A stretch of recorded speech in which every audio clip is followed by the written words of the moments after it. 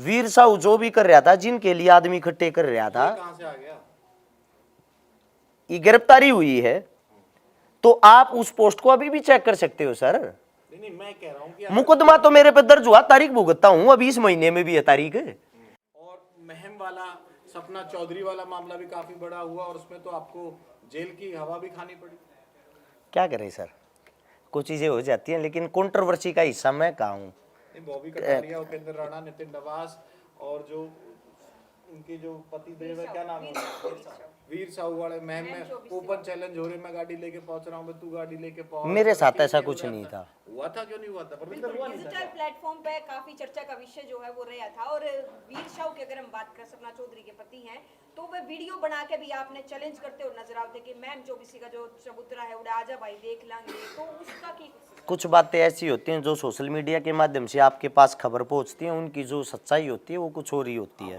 सबसे पहली बात, मेरा विवाद किसी के साथ भी नहीं है। जो आप अभी वो सपना वाली बात कर रहे थे, वीर साहू वाली बातें कर रहे थे, उसके अंदर भी अगर आप देखोगे, मैंने सिर्फ एक पोस्ट डाली थी। वो पोस्ट ये थी, वीर साहू को पिता बनने पर, सपना चौधरी को माँ बनने पर आरएस चिकारा की तरफ से हार्दिक बधाई। अब इसमें मैं ये पूछना चाहता हूँ, हिंदुस्तान का संविधान अगर आप पढ़ोगे, उसके अंदर कहीं ये तो कहीं कोई भी ऐसी धारा नहीं है कि किसी को बधाई देने पे मुकदमा दर्ज हो जाए।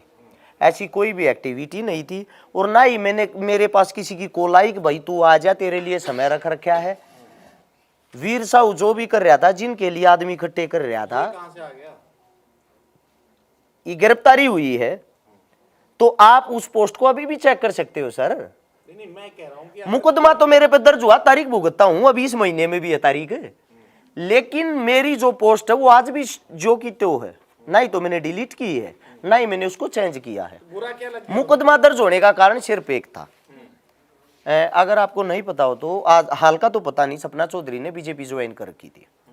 उस वक्त बड़ौदा उपचुनाव चल रहा था। मुझे पता है, शायद मनोज तिवारी साहब के साथ दिल्ली में की थी और हरियाणा चुनाव से काफी पहले की थी।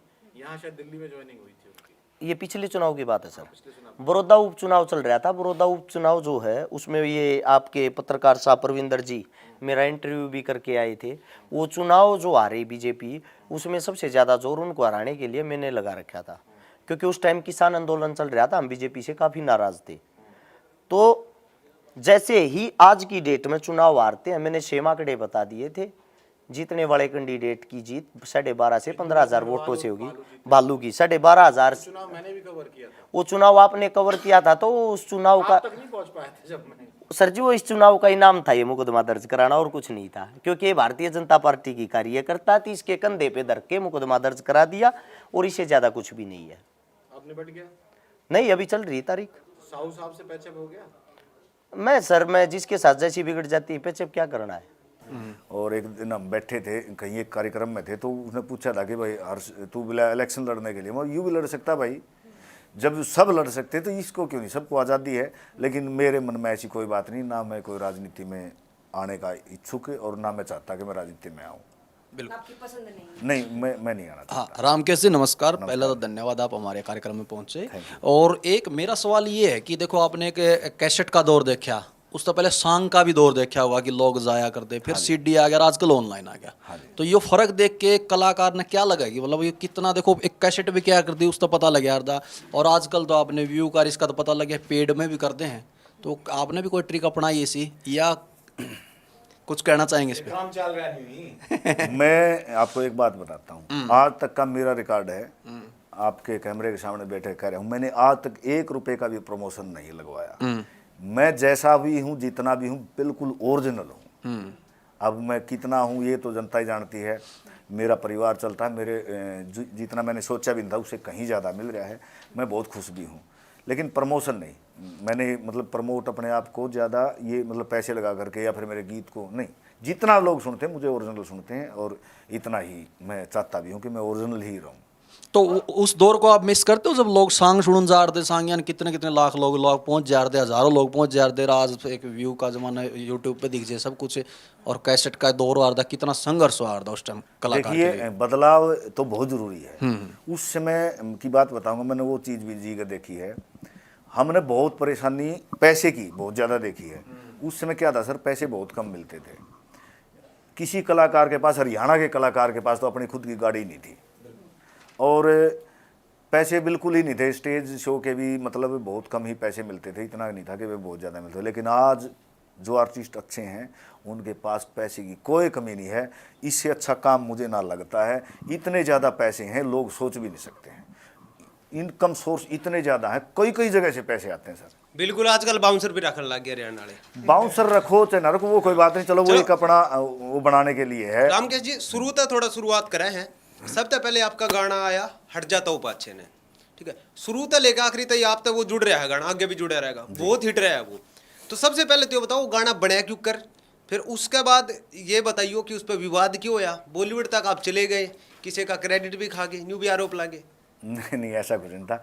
ये गाना दरअसल क्या है, मैं पहले रागनियाँ लिखता था और जैसे ही गाने आने शुरू हुए, मैंने पहला एक गीत सुना जो मेरी जान बांगरो, एक गीत सुना डीजे पे चल रहा सर। मुझे ऐसा लगा ये हरियाणवी गीत किस फिल्मी गीतों की तरह आने लगे, तो मुझे बहुत ज़्यादा अच्छा लगा।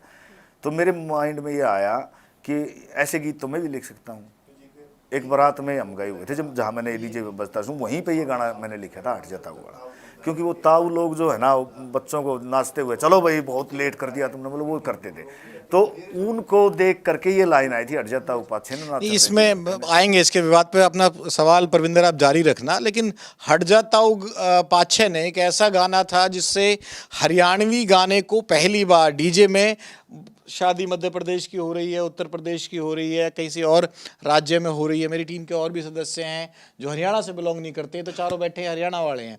इसके अलावा जो है वो लोग भी उसी चीज़ से रिकॉग्नाइज करते हैं और कहते हैं कि हरियाणवी गीत या हरियाणवी गाना जो सच में कोई वायरल हुआ, फेमस हुआ, जिसने हरियाणा की एंट्री बॉर्डर तोड़े, यानी कि हरियाणा से बाहर जो निकला, वो हट जाता हूँ पाछे ने था। हाँ, ऐसा सुनने को मिलता है। और मैंने ये भी नहीं सोचा था कि ये इतना ज़्यादा बड़ा हिट होगा, पर मुझे ये था कि जहाँ जहाँ हरियाणा में लोग सुनते हैं तो वहाँ पर बहुत ज़्यादा चलेगा। लेकिन ये इतना ज़्यादा बड़ा हिट होगा ये तो मुझे भी अंदाज़ा नहीं था। लेकिन ये बहुत ही ज़्यादा हिट हुआ और इससे मुझे एक नाम मिला, रामकेश जीवनपुर वाला, वो उस एल्बम से निकल के आया। क्योंकि जो विकास, हाँ, उधार भी घर वालों से ही लिए थे, मतलब उधार मान लो उसको, थे तो पैसे हमारे। देखो, मैं डिटेल में जानना चाहूँ, बहुत सारी डिटेल है इसके बारे में, जी जी, आधी अधूरी। आ जाए बताओ। सबसे पहले तो आप ये बताओ कि इसका म्यूजिक किसने बनाया था? इनका म्यूजिक हमारे गुरुजी हैं सतीश सहगल जी, उन्होंने बनाया है। उन्होंने और भी बहुत सारे, पूरी एल्बम का म्यूजिक ही उन्होंने बनाया था। एल्बम का नाम नया लिफाफा। नया लिफाफा का म्यूजिक करने वाला गाया विकास कुमार ने था और लिखा मैंने था उसको पूरा। कौन सी कंपनी तो है? रिलीज हुआ था दैया म्यूजिक से। ये फिलहाल में राइट किसके पास है?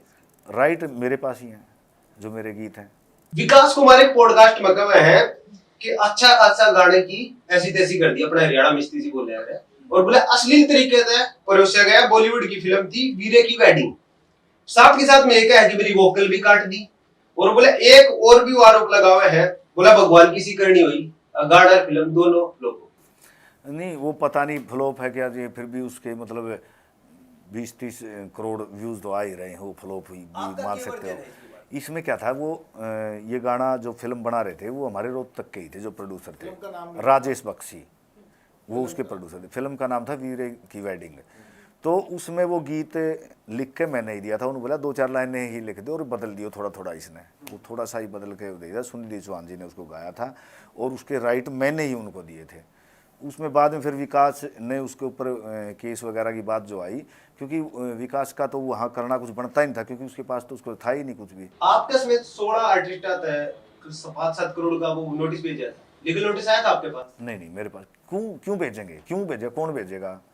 जब विकास उस टाइम पे मीडिया के सामने आया था और ये कहा था कि भाई मेरा क्रेडिट तो देना ही चाहिए था, तो ये हाँ, क्रेडिट था विकास का तो उसमें सिर्फ इतना ही क्रेडिट हो सकता था कि नीचे लिख देते ये पुराना गाना विकास ने गा रखा है, बस इतना ही हो सकता था, और तो कुछ था नहीं।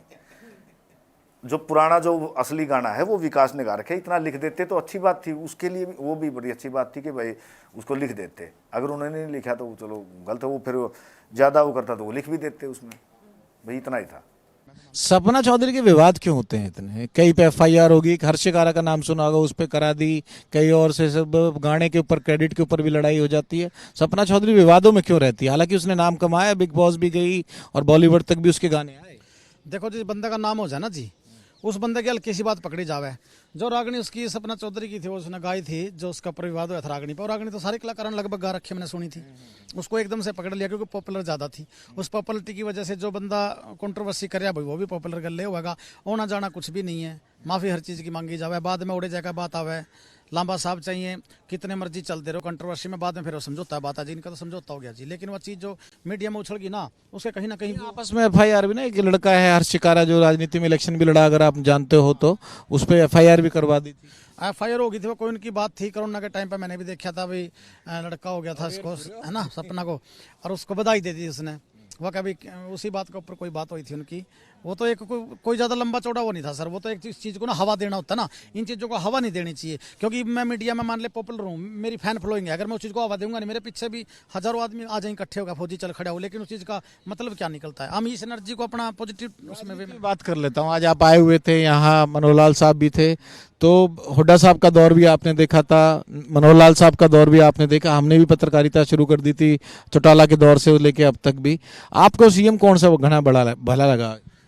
सीएम तो देखो, सब जितने भी सीएम आ रहे हैं ना, देखो सब लोगों को तो संतुष्ट कर नहीं सकता। एक लीडर, एक नेता सबको संतुष्ट नहीं कर सकता। कई लोग नाराज भी होते हैं, कई लोगों के फिट बैठता है भी हाँ ये बढ़िया है।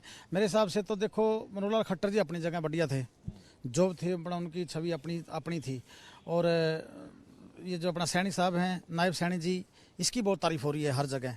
हर किस चीज़ की तारीफ? इसके में स्वभाव की तारीफ हो रही है, काम करने का तरीका और डीलिंग, मिलना जुलना, इस चीज़ की बहुत लोग बहुत सराहना कर रहे हैं इस चीज़ के साथ। मिलनसार से सबसे मिले है, स्माइलिंग फेस है। हाँ, आज तक मिलनसार है, आज तक उसकी बहुत बढ़िया वो है। अभी आगे वो कितने दिन बने रहेंगे वो उनके हाथ में। सेम बात मुझे रामकृष्ण ने भी कही थी, जीवन पर्यावरण भाई अभी तो देखो आगे देखो क्या होता है, फिलहाल तक तो ओके है। मतलब ये देखो साहब, समता साहब, अगर स्वभाव साहब का अच्छा रहेगा, लोग उसको लाइक करते रहेंगे, लंबा चलेंगे, लोग उनको बनाए रखेंगे। ये तो मैंने आपको बताया ना कि बना रहना, एक पद के ऊपर चला गया बंदा, अब मैं वाइस चेयरमैन बना दिया अपने जिला पार्षदों ने मिलकर सहमति से, बना रहना तो मेरे हाथ में ना भी, वही बस वो बड़ा पद है सीएम का, और उससे बड़ा प्रधानमंत्री का तो बने रहने के हाथ में। मोदी जी इतने लंबे चल रहे हैं, उनके हाथ में ही तो है। फौजी अब गाने भी बनाएंगे, राजनीति भी करेंगे, बॉक्सिंग में, तीनों रोल मैंने बता दिए दर्शकों को, छुपा नहीं भाई। हमारा अनकट इंटरव्यू चल रहा है, इसमें कोई ऐसी बात तो मैंने छुपाई नहीं, ना आपने को छुपाई, आप भी बड़े ब्लंटली बात कर रहे हो। मैं आपके दर्शकों, आपके जो हैं उनसे उनके लिए सवाल है कि कर्मवीर फौजी को देखना है तो किस किस रूप में